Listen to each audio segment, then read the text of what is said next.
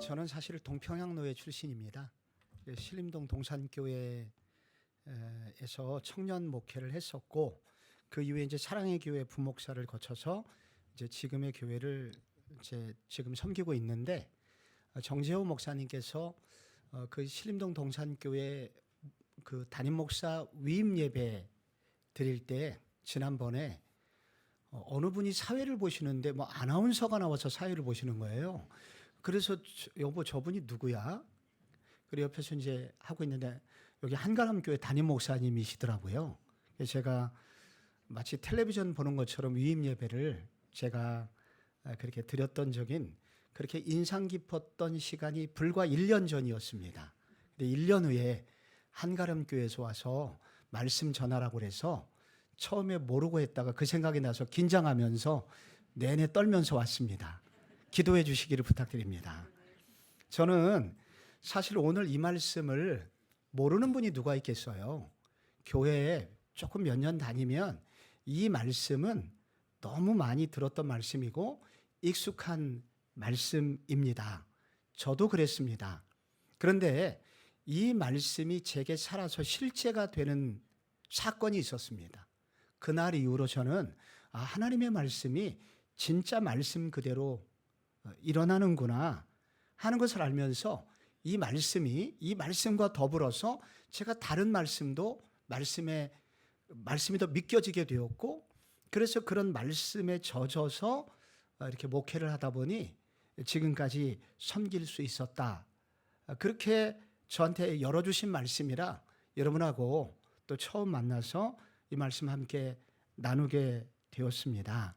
방금 목사님 말씀해 주신 대로 1970년대, 80년대 한국교회에서 많이 유명했었던 하늘산 기도원 원장 이천석 목사님이 저희 교회를 설립하셨는데, 이 목사님이 하늘산 기도원 경기도 가평에 있는 그 기도원에는 휴일이면 3만 명 가까운 인파가 몰려들었습니다.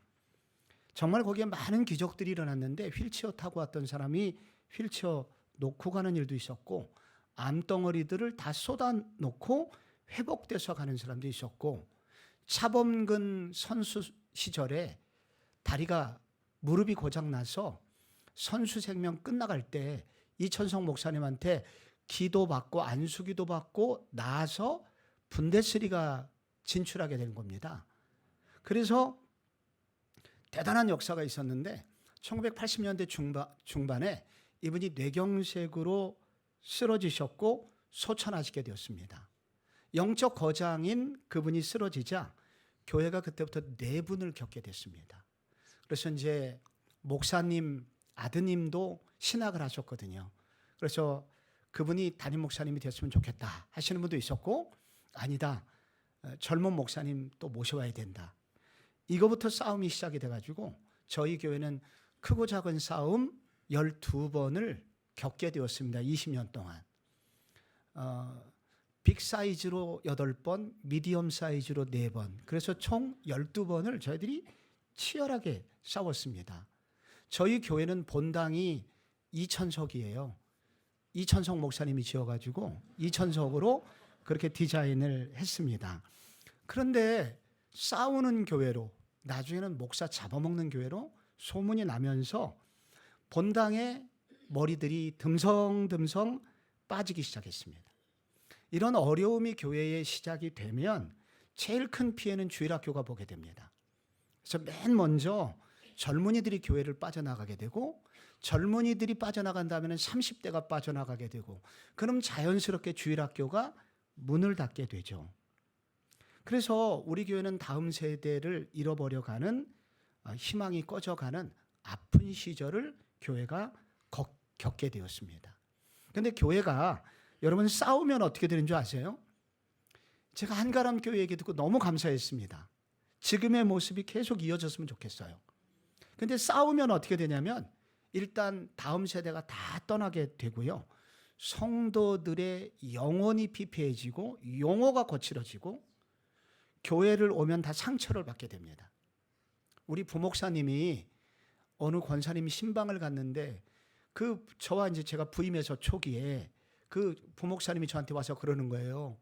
목사님 제가 이런 얘기를 듣고도 교회에 있어야 될까요? 뭐라고 그러는데 어느 권사님이 그 좁은 자리에서 자기 귀에 들리게 이 실력도 없는 게 왜 붙어 있어? 이렇게 말을 하는 얘기를 들었습니다. 근데 그분은 그게 욕인지를 모르는 거예요. 워낙 거기에 묻어 있어가지고 워낙 그러한 분위기 속에 젖어 있어 보면은 본인이 센 말을 하고도 잘 몰라요. 게다가 이제 혹시 여러분 그 이천성 목사님 들어보셨나요? 여기 어르신들은 아세요. 그 1980년대 그 명동 유명한 깡패 출신이세요. 그래서 이분이 다른 건 다 좋은데 입이 좀 거치세요. 그래서 어느 정도 거치냐면 하여튼 이 니은이 기본이에요. 예배 시간에. 그래서 권사님 늦게 오면 이 니은 밤새 뭐 하다가 이제 기어 나오냐고? 근데 그게 그렇게 한번 그분이 거명해 주는 게 영광스러워서 감동하면서 신앙생활을 하셨어요. 80년대 그랬습니다. 불과 이게 40년 전에는 그런 식으로도 은혜를 받았어요. 근데 여러분, 제가 지금 욕을 하게 생겼습니까? 못하게 생겼습니까? 정재호 목사님이 여기 아무나 부르겠습니까? 저는 제가 고등학교 이후에 이 세계에 입을 떼서 저는 거친 말을 잘 못하는데 이거 성도님들이 강하게 막 은혜를 받아가지고 제 설교가 싱거운가 봐요. 그래서 뭐 졸고 있고 막 그래요. 그래서 제가 어쩔 수 없이 선교사님 우리나라 한국교회 선교 초기에 미국인 선교사님이 한국말 막 배워가지고 첫 번째 송구영신 예배 드리는 흉내를 좀 냈어요. 오 사랑하는 형제 자매 여러분, 지난 년이 가고 새 년이 옵니다. 참으로 지난 년들을 생각해 볼 때 좋은 년도 있었지만 나쁜 년도 많이 있었습니다. 하지만 여러분 2년 전엔 할 것 없이 모든 년은 좋은 년입니다. 이 설교 이제 하고 이제 막 웃고 끝났어요. 나갔는데 권사님이 제 손을 확 잡더니 목사님 은혜 받았습니다. 앞으로도 그렇게 설교해 주세요. 그래서 제가 우리 권사님들하고 우리 교우들하고 이렇게 좀 통하는 시간이었다고 할까요? 그렇게 하면서 저하고 이제 호흡을 맞춰가기를 시작했던, 그러나 가슴 아팠던 그런 시간이 있었습니다. 여러분, 교회가 싸우면은 모든 교인들이 어렵습니다. 신방에 보면은 문제 없는 가정이 하나도 없어요. 다 문제가 있습니다. 패배주의가 온 교회에 스며들어 있었습니다. 그 긴 얘기를 줄여서 그럼 지금은 어떠냐? 우리 교회 교우들은 정말 희망 그 자체라고 할 수가 있습니다. 온 교우들이 우리 교회는 소망이 있다. 잘 될 일밖에 없다. 이런 기대와 소망을 갖고 사는데 어느 정도냐면 거의 한가람 교회 수준입니다. 우리도 그렇게 된 거예요. 우리도 이제 남아있는 건 소망밖에 없어.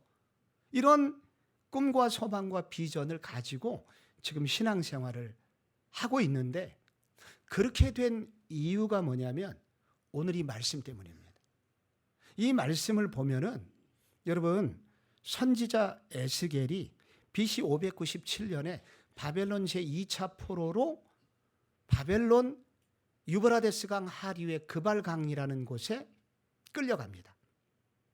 거기서 하수로 공사, 토목 공사 노동자로 개처럼 돼지처럼 취급받으면서 여기서 일을 하고 있습니다. 포로민의 유일한 소망이 있는데 그것은 고국 예루살렘이 이스라엘이 바벨론을 물리치고 회복돼서 우리를 풀어줄 거야 라는 기대감을 가지고 하루하루 살고 있는데 10년 후에 들려온 소식이 있었습니다. 586년에 예루살렘이 완전히 폐허가 돼서 지금 바벨론 3차 포로들이 우리보다 더 심하게 쇠꼬챙이로 귀가 뚫려서 묶여서 짐승처럼 이곳으로 끌려오고 있다는 이야기였습니다. 그래서 이 포로민들의 마음은 어땠냐면은 절망이었습니다. 이제 끝났구나. 그래서 두 종류밖에 없는 거예요, 사람이. 자살하든지 아니면 그냥 시키는 대로 짐승처럼 소망 없이 하루하루 살든지 이 길밖에 안 남은 거예요.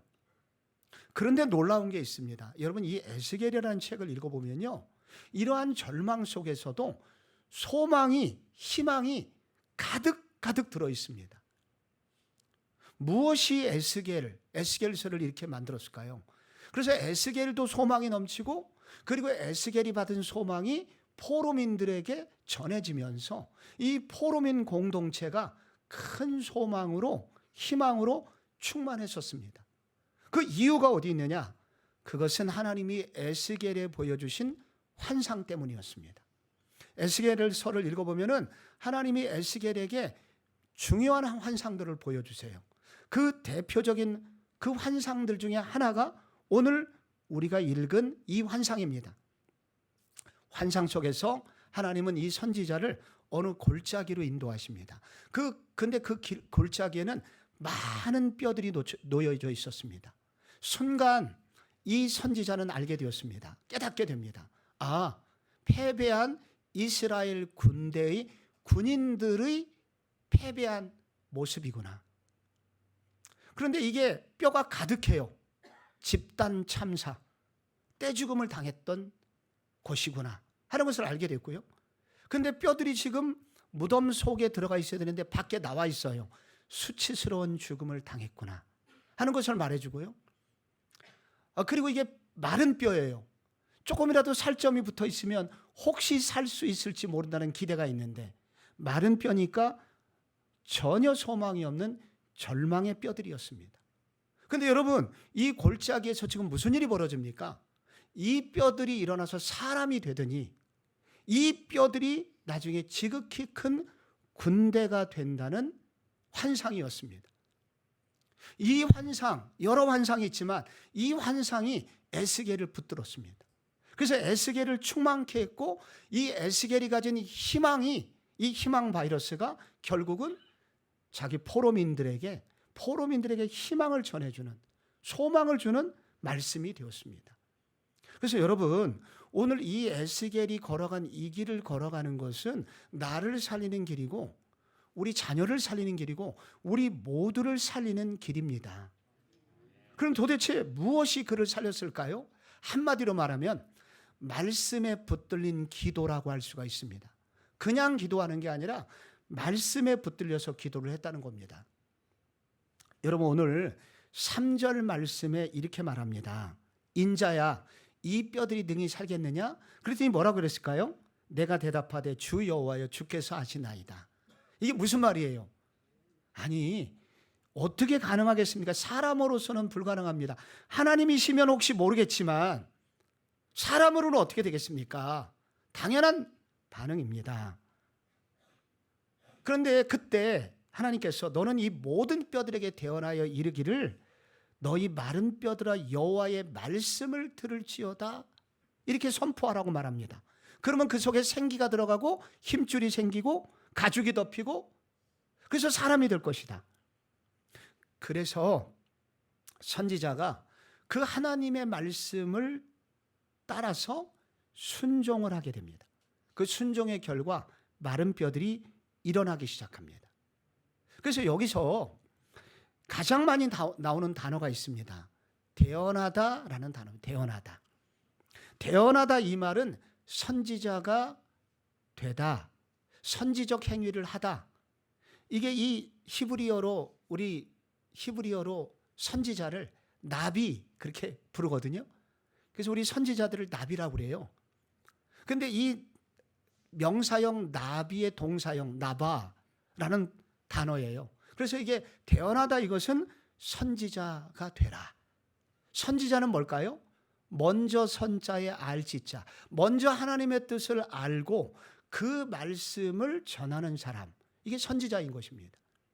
그래서 어떻게 이 마른 뼈들이 살아났냐면 먼저 하나님의 말씀을 들었던 이 사람이 받은 말씀을 가지고 마른 뼈들에게 외친 거예요.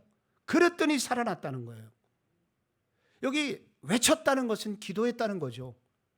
말씀을 받고 그 말씀 그대로 외쳤더니 마른 뼈들이 살아났다는 거예요. 한번 생각해 보십시오. 이게 맨정신으로 가능할까요? 이게 미친 사람 아니고서는 이렇게 할 수가 없습니다.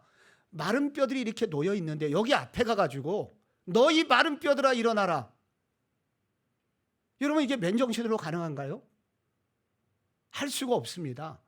근데 이렇게 선지자가 할 수 있었던 이유는 뭐냐면 이게 하나님으로부터 온 말씀이 있었기 때문입니다. 근데 이게 한 번이었었으면 에스겔도 이렇게 못해요.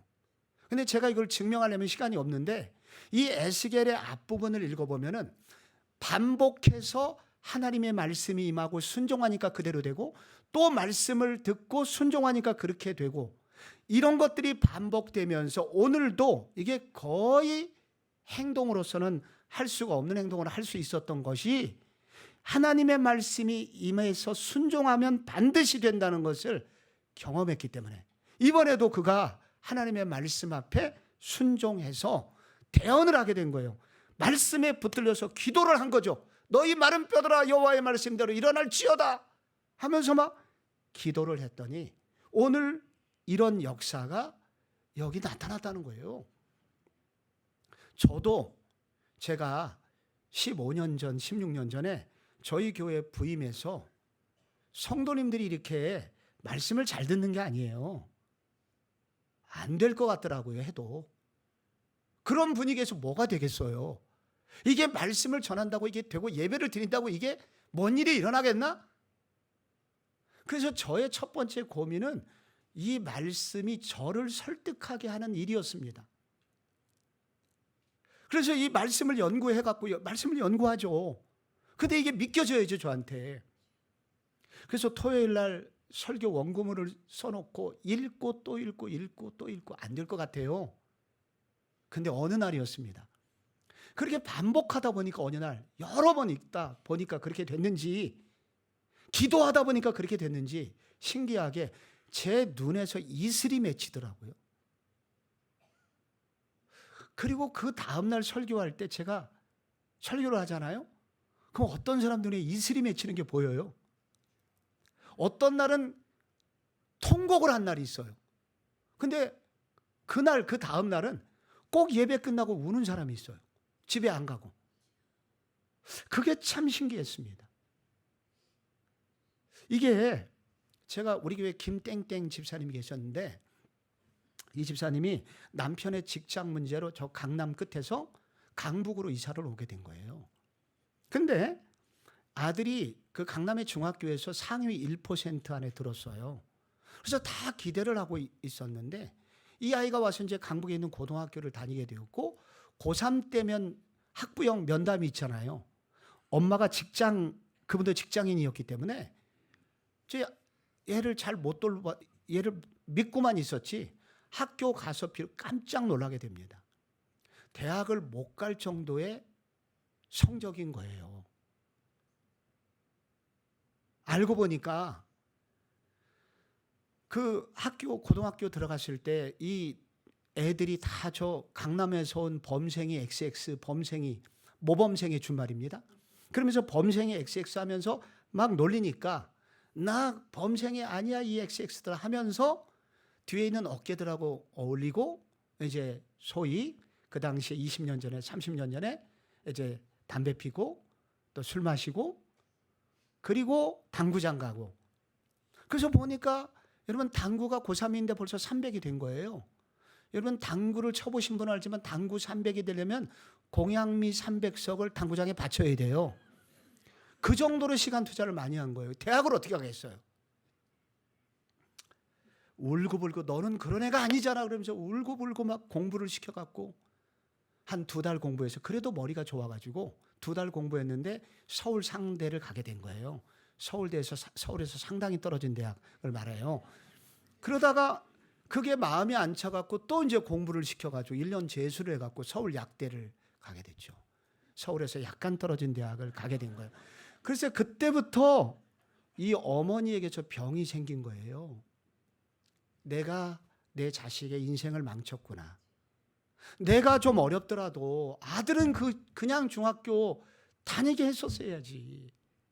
내가 억지를 부려갖고 내 아들 여기 전학시켜가지고 내 아들의 인생을 내가 망쳐놓은, 남들은 다 강남 보내려고 그러는데 나는 강남에서 강북으로 데리고 왔으니까 가슴을 치고 울다가 어느 날부터 이분이 잠을 못 주무시게 된 거예요.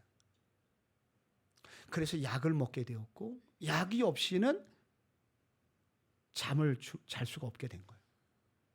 그러다가 어느 날 말씀을 듣게 된 거예요. 그 전날 제가 울었을 때, 십자가의 길과 눈물의 방향, 그 있잖아요. 예수님 막 따라올 때 예루살렘의 딸들아, 나를 위해서 울지 말고 너와 내 자녀를 위하여 울라.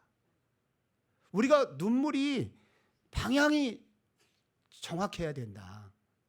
주님이 우는 방향으로 울어야지 우리 마음대로 울면 안 돼. 이분이 깨닫게 된 거예요. 내가 그동안 잘못 울었네. 내 아들 신앙이 없는 거를 갖고 울었어야 되는데 내 아들 대학 잘못 갔다고 그것 때문에 울었네. 그때부터 울음이 시작이 돼갖고 안 끝나갖고 집에 가서도 울었대요. 그러다가 며칠을 울었는데 울다가 어느 날 잠이 들었는데 깨보고 깜짝 놀라게 된 거예요. 내가 약을 안 먹고 잠을 잤네?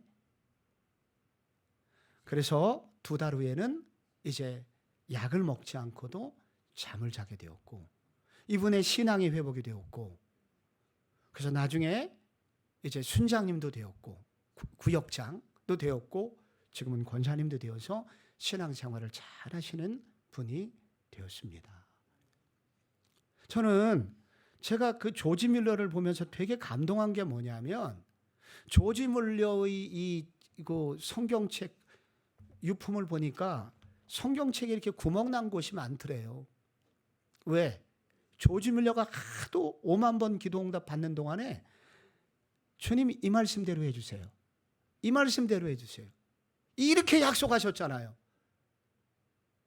그가 말씀을 의지하고 말씀에 붙들려서 기도를 하다 보니 그분의 기도는 능력의 기도가 되었고 도저히 일어날 수 없는 기도를 하게 됐다는 거예요. 응답받는 기도를 하게 되었다는 거예요. 우리가 연초에 다른 것을 할 일이 많이 있지만은 저는 목사님이 이런 특별 집회를 마련하고 예배를 드리는 이유가 있다고 봐요. 우리가 1년을 달려갈 말씀을 구하라. 너의 1년을 책임질 말씀이 뭐냐? 네가 붙들고 기도할 말씀이 뭐냐? 우리가 허공을 치는 기도가 되지 않으려면 오늘 하나님께서 주시는 말씀, 내게 주시는 말씀, 내게 주시는 말씀은 대부분 예배 시간에 선포된 말씀으로 올 때가 많아요. 그 선포된 말씀 중에 하나를 붙들고 저게 내가 붙들어야 될 말씀이야 하고 그 말씀을 꽉 붙들고, 혹은 벽에다 써놓거나 핸드폰에 휴대폰에 첫 화면에다가 써놓든지, 그렇게 해서 그 말씀이 믿겨지고 그 말씀에 의지한 기도를 드릴 때 우리의 기도가 마른 뼈도 살리는 그런 역사를 일으키는 응답받는 기도가 된다는 것입니다. 말씀을 의지한 붙들린 그런 기도가 여러분 오늘 에스겔 공동체로 하여금 기적의 공동체가 되게 했다는 것입니다. 그런데 말씀을 의지하고 기도했더니 마른 뼈가 살아나가지고 사람이 되었어요. 근데 이 구절 잘 읽어보면은 이 선지자가 너무 안타까워해요. 사람의 모양은 갖추고 있었지만 8절에 보면 힘줄이 생기고 살이 오르고 가죽은 덮였지만은 8절 뒷부분에 뭐라고 돼 있어요? 그 속에 생기는 없더라. 그러니까 외형은 다 살아났는데 이게 사람 구실을 할 만한 생기가, 숨, 호흡이 아직 살아나지 없었다는 거예요. 그래서 그때 낙심하고 있을 때 하나님이 그 선지자에게 2단계 말씀을 요구하십니다. 2단계 기도를 요구하셔요. 그게 9절 말씀입니다. 9절에 이렇게 나와 있어요. 또 내게 이르시되 인자야 너는 생기를 향하여 대언하라. 생기에게 대언하여 이르기를 주 여호와께서 이같이 말씀하시기를 생기야 사방에서부터 와서 이 죽음을 당한 자에게, 거기 뭐라고 되어 있는지 써 있나요? 거기 불어서 살아나게 하라. 불어서. 그랬더니 생기가 들어가서 일어서는데 큰 군대가 되었다고 합니다. 여기 생기라고 하는 이 단어는 히브리어로 루아흐라는 바람이라는 단어인데, 이 단어가 여기서는 어떻게 쓰였냐면 1절에 똑같은 단어가 나오는데 그 똑같은 단어가 그의 영이 나를 데리고 가서, 그래서 여기서 여기 이 생기는 성령을 말하고 있는 것입니다. 그래서 이 성령이 바로 죽음을 당한 자에게 불게 해서 살아나게 해라 라는 두 번째 주님의 명령을 듣습니다. 그런데 여기 불어서라는 단어가 중요해요. 이 불어서라는 단어가 성경에 처음 어디서 나오냐면 창세기 2장 7절에 하나님께서 흙으로 사람을 만드시고 그 다음에 어떻게 하셨습니까? 그 코에 생기를 불어넣으신지라. 이게 똑같은 단어예요. 불어넣으셨다는 것은 내면 속으로 들어가서 내면을 통과하여 밖으로 나오는 단어입니다. 그래서 이게 불어서라는 단어는 뭐냐면은 바람은 부는데 이 바람이 겉을 스치고 지나가는 바람, 시원하다 이렇게 느끼잖아요. 근데 그런 바람이 아니라 이 생기가 그의 속을 관통하게 하도록 불어서 살아나게 해라 라는 명령을 듣게 되는 거예요. 그랬더니 어떻게 됩니까? 이 사람의 형체만 있었던, 이 외형만 있었던 이 사람이 생기가 들어가서 완전히 살아나게 되는 일이 있었다는 것입니다. 이 구절을 보면요, 교회에는 두 종류의 사람이 있다는 것을 알게 됩니다. 먼저 살아나 있기는 하지만 전혀 기능을 하지 못하는 사람, 또 한 사람은 내면이 완전히 변화돼서 생기가 충만해서 하나님이 원하시는 일을 왕성하게 하는 사람, 두 종류의 사람이 있다고 성경이 말합니다. 이거를 디모데후서에서는 뭐라고 표현하냐면은 경건의 모양만 있는 사람과 경건의 능력이 있는 사람, 두 종류의 사람이 있다고 말합니다. 모양은 꼭 교회 다니고 모양은 꼭 그리스도인인데 진짜 아무런 능력이 없어요. 교회만 다녀요 그냥. 근데 또 한 종류의 사람은 정말로 능력 있는, 하나님이 원하시는 기뻐하는 그런 삶을 살아요. 성령님과 동행하는 삶을 살아요. 저희 교회는 아까도 얘기한 대로 80년대 매일 가서 성령님을 허락해달라고 기도했던 교회였고, 우리 교회는 뭐 대부분이 방언과 그 다음에 통역과 그 다음에 2시간씩 3시간씩 기도하는 분이 많았어요. 그런데 왜 그렇게 많이 싸웠을까요? 저는 오늘도 신기한 게 뭐냐면은 한국교회에서 기도를 많이 하는 사람이 있어요. 근데 그분이 제일 무서워요. 기도를 많이 하면 어떻게 돼야 됩니까? 사랑이 많아야 되잖아요. 기도를 많이 하면 뭔가 달라야 되잖아요. 근데 기도는 많이 하는데 사람은 차갑고 무서워요. 왜 이런 일이 생길까요? 기도의 방향이 잘못되면 그렇습니다. 그러니까 소위 성령의 능력을 달라고 기도는 많이 하는데 더 중요한 거, 성령님 내가 죄인인 것을 깨닫게 해주시고 내 속사람이 예수님 닮아가는 사람이 되게 해주세요. 이렇게 기도해야 되는데 겉으로 내가 정말로 그 일을 할 수 있고 이 목표를 달성하게 해주세요. 이 기도 응답 꼭 주세요.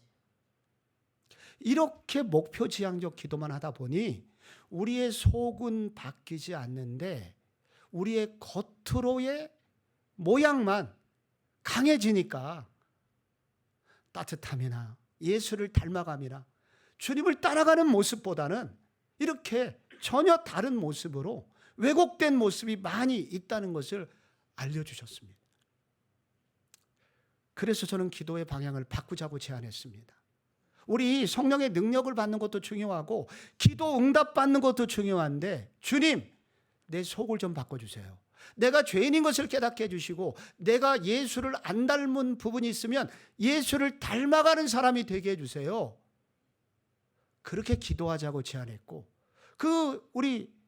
제가 성도님들하고 그와 같은 기도를 많이 했던 것 같아요. 얼마 안 돼서였었습니다. 그렇게 그런 기도를 하고 나서 하는 중에 장로님들 수련회를 갔습니다. 장로님이 16분이 계셨어요. 근데 그때 대표 기도를 우리 수석 장로님이 하셨는데, 장로님이 약사신데 일어나서 이렇게 기도하시더라고요. 주님, 저는 우리 교회를 창피하게 생각했습니다. 맨날 싸웠으니까. 그래서 저는 장로였지만 친구를 전도해 오는 것을 부끄럽게 여겼습니다. 주님, 제가 우리 교회 부흥의 방해꾼이었습니다. 그리고 동생 장로들이 있었지만 제가 사랑하지 못했습니다. 이분들을 섬기지 못했습니다. 주님, 제가 죄인입니다.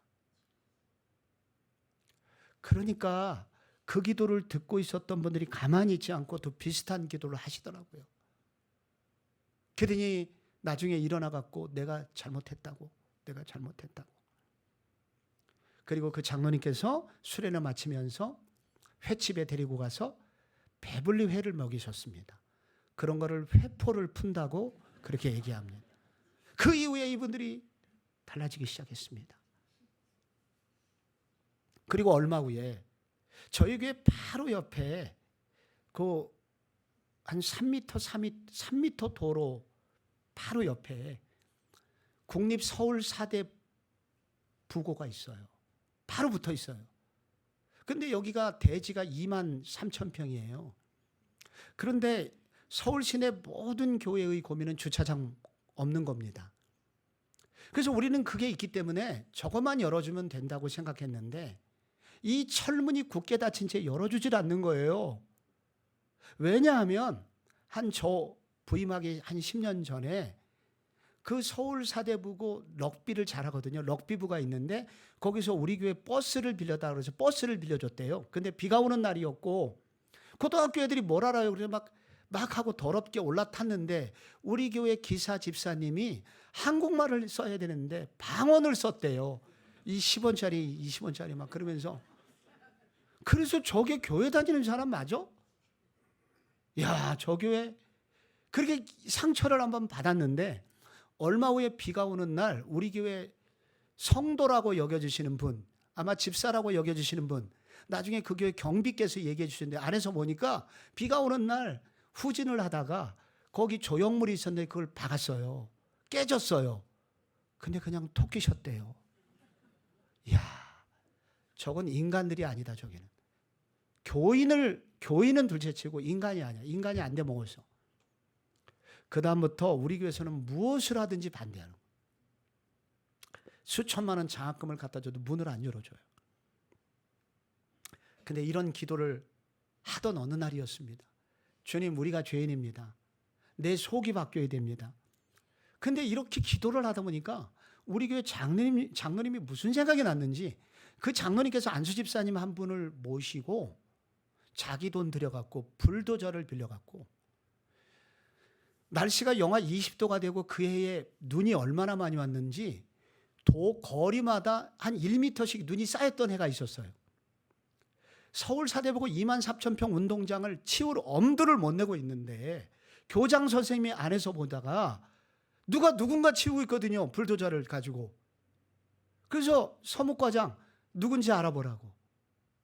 알아보니 교장 선생님, 저 옆에 교회 장로라는 분인데 저분들이 예전에 우리 사대부고에 가슴 아픈 일을 했는데 한 번도 그런 생각 못 하다가 자기들이 너무 잘못했다는 것을 깨닫고 죄값을 치르려고 눈을 치우고 있다고 합니다. 며칠 후에 교장 선생님한테 저한테 전화가 왔어요. 어떻게 알았는지. 목사님 되시나요? 네. 혹시 주차장 같은 거 안 필요하십니까? 너무 깜짝 놀래갖고 입에서 방언이 나오더라고요. Why not? 왜 안 필요하겠습니까? 제가 너무 필요합니다. 그래서 그 다음부터 서울 사대부고는 우리 교회 본당을 자유롭게 쓰고 우리는 서울 사대부고의 운동장을 자유롭게 쓰고 지금까지 서울시에서 가장 교회와 학교의 우정을 이어가는 아름다운 협력 관계를, 형제 관계를 지금까지 맺어오게 되었습니다. 저는 오늘 우리가 많은 기도가 필요하지만 이 성령이 불어서 우리 내면을 통과해서, 그래서 내가 죄인인 것을 깨닫는 것만큼 중요한 기도는 없다는 거예요. 내가 죄인이라는 걸 알아야 되고, 그리고 내 속에 예수 닮은 구석이 없다는 것을 깨달아야 되고, 그래서 나를 향한 주님의 목표는 어떻게 예수를 닮아가느냐에 있다는 것을 알게 되고, 내 속에 하나님 나라를 이루려고 할 때 하나님이 나머지는 알아서 주시는 것입니다. 여러분, 이렇게 사람이 돼서 결국은 이들이 뭐가 됐습니까? 맨 마지막 구절 10절에 그들이 이렇게 일어나 서는데 뭐가 됐습니까? 마지막에 지극히 큰 군대가 되었다라고 말을 합니다. 여러분, 여기에 군대는 도대체 무슨 군대일까요? 특공대일까요? 해병대일까요? 도대체 무슨 군대가 되었다는 것일까요? 여러분, 여기 이제 긴 설명이 필요하지만 요약해서 말씀드리면, 여기서 나오는 군대는 구약교회라고 할 수가 있어요. 구약교회. 이게 출애굽기 12장 40절에 이런 말씀이 있거든요. 제가 한번 읽어볼게요. 이스라엘 자손이 애굽에 거주한 지 430년이라. 430년이 끝나는 그날에 여호와의 군대가 다 애굽에서 나왔다. 여기 군대가 나오잖아요.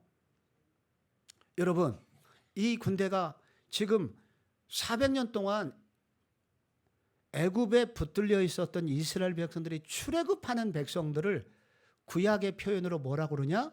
군대라고 그래요. 하나님의 군대. 오합지졸이죠. 근데 그 표현이 하나님의 군대예요. 아브라함의 후손들을 말하는 거예요. 그래서 이것을 뭐라고 그러냐면은 구약교회라고 그래요. 하나님이 택하신 구약교회. 근데 이 구약교회를 하나님이 왜 출애굽을 시키셨을까요? 출애굽시키면 어디로 가죠? 나중에 출애굽해서 가나안 땅으로 가잖아요. 가나안 땅으로 왜 보내셨겠어요? 아브라함에게 원래 약속하신 대로 너로 말미암아 모든 족속이 복을 받으리라. 하나님의 꿈을 이루기 위해서 가나안 땅에 들여보낸 거거든요. 나는 구약교회 너희를 통해서 택한 나의 백성을 통해서 열방이 복을 받게 할 거야. 이게 하나님의 계획이었어요. 그런데 그들이 하나님의 계획대로, 여러분, 하나님의 뜻대로 순종했을까요? 안 했을까요? 천만에요. 안 했어요. 사사기 보세요. 그 땅에 들어간 지 짧게는 30년 내로 다 타락했어요. 바알을 섬겼어요. 나중에는 이방인들도 안 하는 짓, 자기 동족 1%의 부자가 99%의 서민들의 피를 빨아먹는 구조로 사회 구조가 전부 다 바뀌었어요. 선지서를 읽어보니까. 그래서 하나님이 그 나라를 벌하셔서 바벨론이라는 군대를 보내서 다 포로로 잡아간 거예요. 그래서 이 전쟁이 벌어졌고 이 군대가 지금 다 죽게 된 거예요. 이게 바로, 이 군대가 바로 하나님의 원래 꿈인 교회의 모습인 거예요. 그런데 망했잖아요, 군대가. 그런데 지금 에스겔 선지자를 데리고 와서 환상 속에서 하나님이 보여주신 게 뭐예요? 마른 뼈같이 망한 군대를 다시 일으켜갖고 지극히 큰 군대가 되게 하셨다는 거예요. 이게 무슨 뜻이겠어요? 하나님은 지금 패배해서 망한 이 이스라엘이라는 군대를 향한 하나님의 꿈은 포기되지 않았다는 걸 말하는 거예요. 하나님은 아직은 포기하지 않았다는 거예요. 내가 너희를 향한 꿈은 반드시 이룰 거라는 하나님의 결심이 여기 들어있는 거예요. 하나님은 이스라엘이라는 이 구약교회를 향한 하나님의 꿈과 계획, 이 결국은 그들을 통해서 내가 원래 이루려고 하는 꿈을 이룰 거야 라고 선언하시는 거예요. 근데 이 꿈이 이루어졌을까요? 안 이루어졌을까요? 이루어졌으면 좋겠는데 당분간 이루어지질 않아요.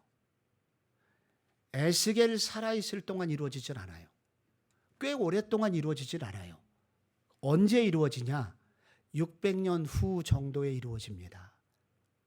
이때 600년 후 정도에 무슨 일이 벌어졌냐면 그때 이스라엘이라는 나라는 로마의 압제를 받고 있었어요.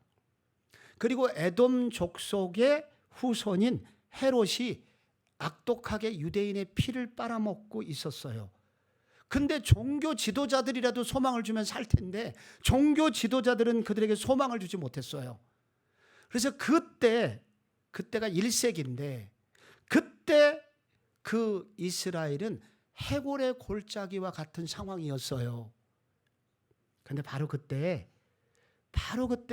신기한 아기가 하나 탄생하게 됩니다. 태어나게 됩니다. 그 아기는 하나님의 아들인데 사람의 몸을 입고 태어나게 됩니다. 하나님의 아들이신데 가장 가난한 가정에서 태어나게 됩니다. 그런데 이분이 자라나면서 그의 주된 관심사가 어디에 있었냐면은 마른 뼈와 같은 사람들이었습니다. 가난한 사람들, 맹인들, 걷지 못하는 사람들, 그리고 그들을 고쳐주었습니다. 그런데 그들을 향한 이득은 하나도 챙기질 않았습니다.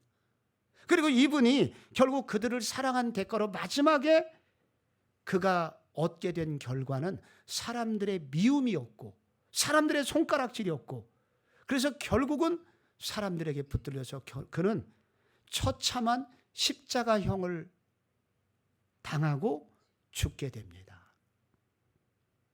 그러나 하나님은 그의 죽음을 의롭게 보셨고 그래서 부활을 시켜주셨고 그분을 다시 영광스러운 하나님 보좌 우편에 앉혀주셨습니다. 이분은 누굴까요? 맞아요. 이분이 예수님이십니다. 이분이 예수 그리스도이세요. 그런데 이 예수 그리스도께서 지상에 남겨두신 게 있어요. 12명의 제자였습니다. 그리고 성령을 보내주셨죠. 그래서 만들어진 공동체가 있는데 그를 교회라고 합니다. 그런데 이 교회가 어떻게 되냐면 놀랍게 여러분 사도행전 2장 44절에 보니까 믿는 사람이 다 함께 있어 물건을 서로 통용하고 또 재산과 소유를 팔아 각 사람의 필요를 따라 나눠주기도 하고 날마다 마음을 같이하여 여러분처럼 성전에 모이기를 힘쓰고 집에서는 떡을 떼고 기쁨과 수전한 음식을 먹고 날마다 하나님을 찬송하니까 사람들이 칭찬을 하면서 정말 저분들이 하나님의 사람들이구나 하면서 그들 때문에 무슨 일이 생기냐면은 도시가 바뀌게 됩니다. 그래서 도시가 이 예수 믿는 사람들, 이 신약교회죠 이게. 이 신약교회의 예수님을 따라가는 섬김 때문에 놀라운 변화가 생겨서 결국은 하나님의 꿈, 지극히 큰 군대가 되니라 라는 이 말씀이 그대로 이루어지게 됩니다. 오늘날도 하나님의 꿈은 계속됩니다. 하나님의 꿈은 누구를 통해서 이루어지는가? 그것은 우리 교회가 교회다운 교회가 되기를 원하는 교회다운 교회를 꿈꾸고 몸부림치는 목회자의 가르침에 순종하며 그 길을 걸어가려고 하는 그러한 공동체를 통해서 하나님은 군대가 되게 하시고 그들은 세상과 다른 군대라서 싸우고 착취하고 죽이는 군대가 아니라 나눠주고 베풀고 손해보고 섬기고 그것을 통해서 이웃을 섬기고자 하는 세상과는 다른 삶을 살고자 하는 그 군대를 통해서 하나님이 놀랍고 위대한 일을 이루신다는 것을 말해주고 있습니다. 이 얘기를 할까 말까 지금 고민하고 있는데 하긴 해야 될 것 같아요. 저도. 왜냐하면 오늘 안 하려고 그랬었는데 아까 섬김 공동체와 삼계탕 400그릇 이상을 만들어내는 교회라는 얘기를 듣고 혹시 도움이 될 것 같아서 저도 그랬습니다. 도대체 우리 교회를 이 동네에 왜 세우셨습니까, 주님? 기도하는데 하나님께서 보여주신 게 저희 앞에 고대가 있거든요. 고려대학교 바로 건너편에. 그러니까 우리도 이렇게 인구 조사를 해보니까 독거노인이 1000명 이상 되고 그리고 앞에 고대 유학생들 앞 동네만 바로 한 7000명 가까이 원룸에서 살아요. 그 당시에. 근데 어느 날 제가 교회에서 이렇게 우리 교회 지방에서 올라온 어떤 청년하고 차를 마시다가 점심 먹은 얘기를 하더라고요. 저희 교회 바로 건너편에 고려대학교에 식당이 여러 개 있는데 우리 교회 바로 건너편에 법대와 사범대 애들이 주로 들어가는 식당은 반찬 가지수대로 돈을 받아요. 죽전휴게소가 그렇게 돈을 받거든요. 그래서 밥 500원, 국 600원, 메인 메뉴 1200원. 근데 그날 콩자반이 400원인데 이거를 집을까 말까 고민하다가 못 집었다고 그러더라고요. 왜냐하면 이걸 집는 순간 3,000원이 넘어가고 이런 거를 몇 번만 하다 보면은 시골에서 붙여온 돈으로 한 달을 살 수가 없게 된 거예요. 그래서 고민하다가 못 집었다는 거예요. 근데 다음날 새벽이 되었는데 이게 고민이 되는 거예요. 어떻게 해야 되지? 근데 이게 꿈인지 환상인지 제 마음에서 지어낸 건지 정확히 분간은 안 되는데 부담은 계속 오는 마음이 있었어요. 네가 먹을 것을 주어라. 2달 기도했습니다. 그래서 제가 교인들한테 광고를 했습니다. 하나님이 자꾸 이런 마음을 주시는데 여기서 밥할 줄 아는 사람 있으면 자원을 좀 해달라고. 그리고 장롱에 숨겨놓은 돈 있으신 분 조금만 투자해달라고. 근데 이런 마음이 들었다고. 그래가지고 저희 교회에서 새벽 만나라는, 새벽에 만나요? 하늘에서 내려온 만나. 그래서 새벽 만나라는 프로그램을 월요일부터 금요일까지 오전 7시부터 8시 20분까지 배식을 하는 주 5일 밥을 주는 일을 하게 된 거예요. 이게 말이 쉽지 날마다 그런 일을 하려고 그러면은 죽는 겁니다, 우리 모두 다. 근데 딱 하나, 한번 이웃을 위해서 죽어보자. 그런 마음이었어요. 이웃을 위해서 한 번도 못 죽어봤으니까 이번에 한번 여기서 죽어보자. 그래서 그 마음에 순종을 하게 된 것입니다. 3년이 지났어요. 처음에 우리 교회 청년들 20명 와서 밥 먹다가 소문 나갖고 이제 20명, 30명, 40명, 50명, 코로나 전에 100명, 요즘도 거의 8, 90명이 매일 와서 밥을 먹어요. 대신 방학은 있어요. 방학 때 좀 쉬고. 몇 년 지났는데 2015년 6월 3일 날 어느 고대생이 밥을 먹고 가서 고대 안에 있는 그 정보마당이 있거든요. 인터넷 정보마당. 뭐 하숙집 어디가 싼지, 식당이 어디가 좋은지. 게시판이 있는데 거기에 한 학생 인터넷 필명으로 바람과 함께 살 빠지다라는 형제가 글을 올렸어요. 참 여기 교회 가니까 참 좋더라고요. 밥은 공짜로 주는데 전도는 안 하고 참 좋다고. 그런데 그 밑에 있는 삼성 라이온즈님이 댓글을 달았어요. 종교 권인 좀 하면 안 되냐? 교회도 뭐 땅 팔아서 장사하겠냐? 그랬더니 그 밑에 노르웨이 양념고동원님께서 너도 개독이냐? 교회 본연의 목적이 전도인데. 그러면서 교회 전도해야 된다 안 해야 된다 이거 직무유기다 아니다 그러면서 걔네들끼리 댓글 논쟁이 벌어져 갖고 댓글 337개가 달렸어요. 고대 그 온라인 커뮤니티 역사상 이런 사소한 문제로 댓글 달린 최대 기록이 세워진 거예요. 목사님 요즘 난리가 났습니다. 나는 들어갈 권한이 없어갖고 우리 청년 아이디 빌려갖고 들어갔더니 난리가 아니더라고요. 제가 336번째 조국의 미래를 위하여 우리가 하는 것이니 싸우지 말고 조용히 밥 먹고 가세요. 그렇게 올렸더니 그 마지막에 스피 노숙자님이라고 이분이 마지막으로 글을 올려갖고 내가 평생 교회 갈 마음이 없는 평생 비종교인 결심한 사람이지만 목사님과 목사님 같은 교회가 있다는 것에 경외감을 표현합니다. 내 친구 교회 다닌다면 그 교회 보내겠습니다. 자기 오겠다는 얘기는 안 해요. 친구를 보내겠다는 거예요. 근데 신기하게 그에 무슨 일이 있냐면은 여름이 끝나갈 무렵 이제 9월 초에 고대 경영학과 학생 목포에서 올라온 학생이 생전 교회를 처음 다니는 애인데 새벽 만나 먹은 애예요. 그 2부 예배 딱 들었는데 권사님은 너무 반가워갖고 너 어떻게 여기로 왔어? 그랬더니 알고 보니까 엄마한테 잘 배워가지고 엄마한테 잘 배워가지고 너 누구한테 이렇게 대접을 받으면 너 가만히 있으면 안 돼. 그 빚이야. 그 다 빚을 갚아야 된단다. 엄마의 가르침이 생각이 나갖고 내가 교회를 해서 빚 갚을 일이 뭐가 있을까? 그래갖고 이 친구가 빚 갚으러 온 거더라고요, 교회에. 그런데 그 권사님이 청년은 2부 예배 드리는 거 아니야. 우리 1시 반에 3부 예배, 청년 예배가 있거든. 그거 드리고 가야 돼. 기다렸다가 그 예배를 드린 거예요. 끝나고 집에 가려고 그러니까 새가족부 임원이 붙잡아요. 교회 어머니 교육받고 가야 된다고. 6시 반이 됐어요. 저 선생님 이제 집에 가도 돼요? 그래서 예, 가도 돼요. 그래서 머리 긁으면서 고맙다고 하고 교회를 갔는데 그 해에 그렇게 교회를 전혀 다니지 않았던 애가 그렇게 교회 나온 애가 18명이나 됐어요. 해마다. 여러분, 요즘 젊은이들은 친구가 교회 가잖아요. 다 손가락질합니다. 루저 취급을 해요. 오죽 못났으면 교회를 가냐 네가. 그런데 전혀 예수를 믿지 않는 애들이 알아서 와요. 어떻게 이런 일이 있을까? 저는 여기서 기적을 봤습니다. 그런데 그럼 우리 교회가 엄청 부흥했어야 되잖아요.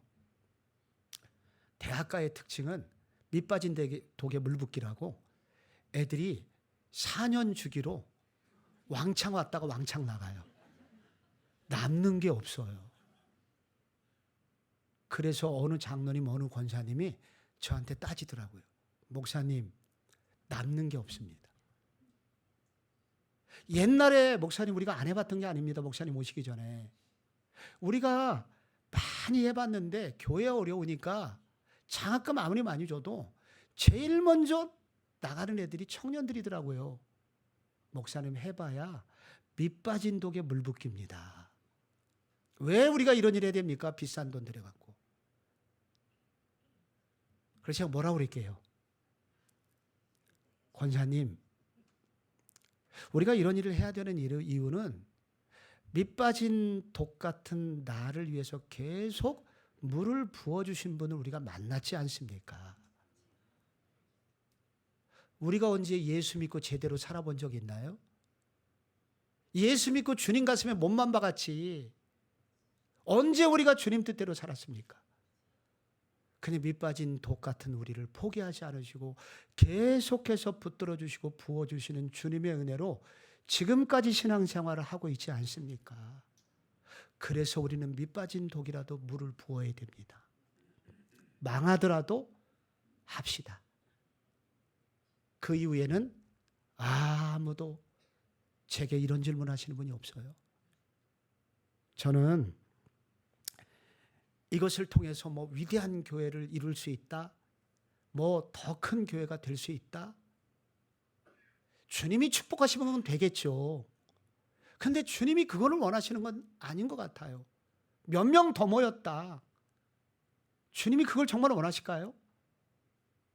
주님의 우리를 향한 소원이 있다면 내가 원래 너희를 통해서 이루기를 원하는 그 교회, 그런 교회가 되줬으면 좋겠어. 이것이 주님이 우리를 향한 도전의 말씀입니다. 요즘 해골의 골짜기가 늘어나고 있습니다. 교회마다 다 안 된다는 얘기예요. 다 교회마다 요즘 가보면은 사람 줄었다. 코로나 이후에 더더군다나 30%가 날아갔잖아요. 사람 줄었다. 헌금 줄었다. 그래서 다 안 된다는 얘기예요. 해봐야 소용없다 그래서. 패배주의가 가득한 이 시대가 되었습니다. 그런데 오늘 성경은 그렇게 말하지 않습니다. 아무리 해골의 골짜기라고 하더라도 우리가 하나님의 말씀을 구하고 하나님의 말씀에 의지한 끈질긴 기도하는 사람이 있다면, 성령이 내면에 불어서 왕성하게 일어나는 역사를 익혀줄 수 있다면, 하나님이 꿈꾸시는 그 교회를 위해서 내가 나의 작은 순종을 하기 위해서 한 걸음 움직인다면, 하나님은 오늘도 우리를 통해서 마른 뼈 골짜기와 같은 개인이라고 할지라도, 그런 교회라, 그런 사람이라고 할지라도 하나님께서 지극히 큰 군대와 같은 삶에 살게 하는 놀라운 역사를 이루어 주실 것입니다. 절망이 가득한 이 시대에 한가람 교회 때문에 동작구가 변화되기를 바랍니다. 그 영향력이 얼마나 커가지고 서울시에 그런 교회가 있대 하면서 여러분 힘 빠진 조국 교회에 희망의 바이러스를 전해주는 그러한 한가람 교회, 그렇게 쓰임받는 교회가 되기를 축원합니다. 기도하겠습니다. 아버지.